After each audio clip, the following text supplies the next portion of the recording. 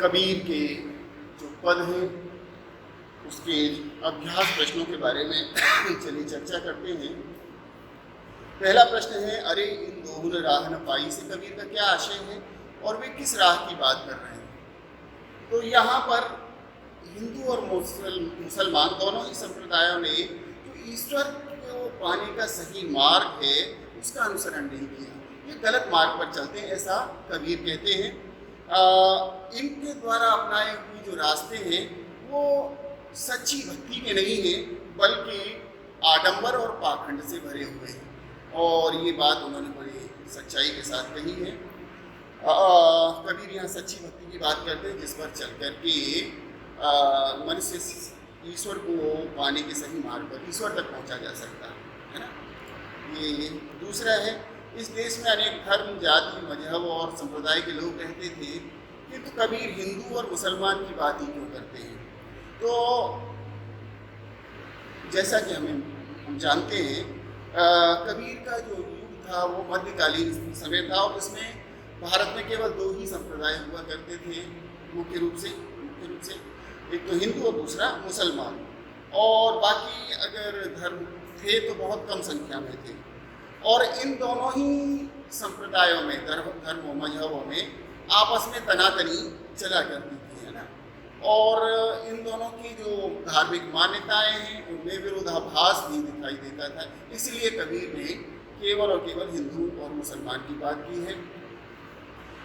तीसरा प्रश्न है, हिंदुन की हिंदुआई देखी तुर्कन की तुर्काई के माध्यम से कबीर क्या कहना चाहते हैं, वे उनकी किन विशेषताओं की बात करते हैं। तो यह कबीर कहना चाहता है दोनों धर्मों के लोग स्वयं को धर्म के नियमों का पालन करने वाला मानते हैं, लेकिन ऐसा है नहीं, जबकि इनके नियमों में आडंबर भरे हुए हैं। दोनों ही धर्मों के लोग धर्म के नाम पर ढोंग करते हैं, जबकि ईश्वर को पाने का रास्ता कुछ और है। इन ढोंग से, इन पाखंडों से ईश्वर या खुदा या अल्लाह की प्राप्ति नहीं हो सकती, ऐसा कबीर का मानना था। इसलिए वे हिंदू और मुसलमान की बात करते हुए हिंदुओं की हिंदुआई देखी, तुर्कन की तुर्काई देखी, कि दोनों का बड़प्पन देख लिया, दोनों ही केवल और केवल धर्माडंबर से भरे हुए हैं, पाखंडों से भरे हुए हैं। कौन राह रह जाए का प्रश्न कबीर के सामने भी था। क्या इस तरह का प्रश्न आज समाज में मौजूद है? उदाहरण सहित उत्तर दीजिए। निश्चित रूप से जो समस्या कबीर के ज़माने में थी, कबीर के समय थी, वो आज भी बनी हुई है। हमेशा ये कि ईश्वर को कैसे पाया जाए, आज भी समाज के सामने यही प्रश्न मौजूद है। समाज में अनेक धर्म और संप्रदाय विद्यमान है, मौजूद हैं, और नए नए धार्मिक धर्म खुलते जा रहे हैं, है ना, हमारे सामने आ रहे हैं। लोग तरह तरह से अपनी अपनी ढपलियाँ बजा रहे हैं, और किसी के भी पास ईश्वर प्राप्ति का सही मार्ग नहीं है। ईश्वर को कैसे प्राप्त किया जाए, वो सही मार्ग किसी के पास भी नहीं है। सब वही पाखंडों और जो आडंबरों की परंपरा को ढो रहे हैं। जो कुरीतियाँ उस समय थी वही आज भी बनी हुई हैं, और कुछ लोग तो ईश्वर के अस्तित्व पर ही प्रश्न चिन्ह लगा देते हैं कि ईश्वर है भी या नहीं। इसीलिए जो प्रश्न उस समय था कि किस मार्ग पर चलकर के ईश्वर को प्राप्त किया जाए, वही प्रश्न आज भी आज के समय में बना हुआ है। नेक्स्ट प्रश्न है, बालम आवो हमारे गेहरे में कवि किसका आह्वान कर रहा है और क्यों। बालम आवो हमारे गेहरे में मैंने बताया था कि कवि ईश्वर का यानी परमात्मा का आह्वान कर रहा है, और स्वयं को वहाँ उन्होंने आत्मा की तरह से प्रस्तुत किया है। आत्मा यानी पत्नी, बालम यानी ईश्वर, और वो पति रूप ईश्वर को पत्नी के रूप में स्वयं है, उनका आह्वान कर रहे हैं ताकि आत्मा और परमात्मा आपस में मिल सके। नेक्स्ट है अगला, अन्न न भावे नींद न आवे का क्या कारण है, ऐसी स्थिति क्यों हो गई है।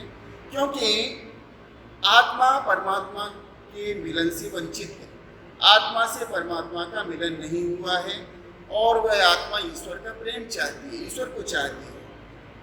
और और यही कारण है कि वह दिन रात तड़पती रहती है और इस तड़पन के कारण ही अन्न अच्छा नहीं लगता और नींद भी नहीं आती। अगला है, कामिन को है बालम प्यारा, जो प्यासी को नीर दे, से कवि का क्या आशय है, स्पष्ट कीजिए।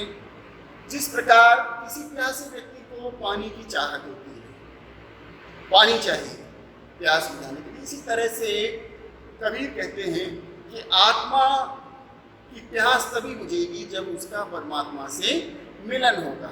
और मैंने जैसा कि पहले प्रश्नों में भी बताया कि यहाँ आत्मा यानी कि कबीर यानी कि पत्नी रूप और परमात्मा यानी कि बालम यानी कि ईश्वर, परमात्मा का रूप।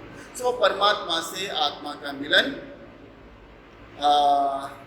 चाहते हैं कबीर, और इसी कारण कहते हैं कि कामिनी यानी पत्नी को बालम उसी तरह से प्रिय होता है जिस तरह से कि प्यासे को पानी की चाहत होती है। कबीर निर्गुण संत परंपरा के कवि हैं और यह पद बालम आवो हमारे गहरे साकार प्रेम की ओर संकेत करता है। इस संबंध में अपने विचार बताने हैं। निर्गुण का मतलब होता है जिसमें ईश्वर का कोई रूप नहीं होता, रूप स्वरूप नहीं होता, जबकि हिंदुओं में सगुण भक्ति ज़्यादा प्रचलित है। सगुण का मतलब है एक रूप। राम की बात करें, कृष्ण की बात करें, हनुमान, जिनकी भी बात करें तो एक रूप है उनका, और रूप है तो कुछ गुण है, कुछ विशेषताएं हैं, तो ये सगुण भक्ति हो गई। निर्गुण में परमात्मा तो है और बहुत बहुत शक्तिमान है ना, लेकिन उसका कोई रूप स्वरूप नहीं है, ये निर्गुण भक्ति होती है। तो वे साकार प्रेम के समर्थक नहीं है कभी, है ना।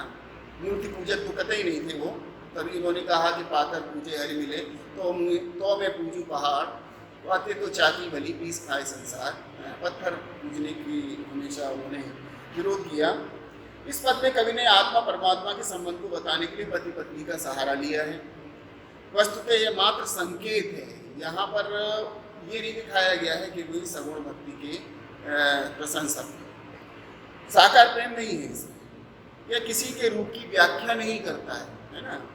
कबीर का यह प्रेम निर्गुण निराकार पर ब्रह्म के लिए ही है, इसलिए, और वो जो है वो अलौकिक है, उसका कोई रूप आकार नहीं है। यह सिर्फ प्रेम की भावना को दर्शाता है ये पद, इसलिए हम कह सकते हैं कि यहाँ पर भी कबीर ने निर्गुण संत परंपरा का ही निर्वाह किया है। उदाहरण देते हुए दोनों पदों का भाव सौंदर्य और शिल्प सौंदर्य बताइए। तो भाव मैंने बता दिया है, शिल्प के बारे में भी मैं बता चुका हूँ कि पद है और क्या क्या इसकी भाषा और कहाँ अलंकार है क्या है, ये सब मैं बता चुका हूँ। तो आप जैसा कि बताया है मैंने, कॉपी तैयार करिएगा, उसमें अंतरा के ये प्रश्न हैं, इनको आप करिए और ध्यान से पढ़िए। शुक्रिया, धन्यवाद।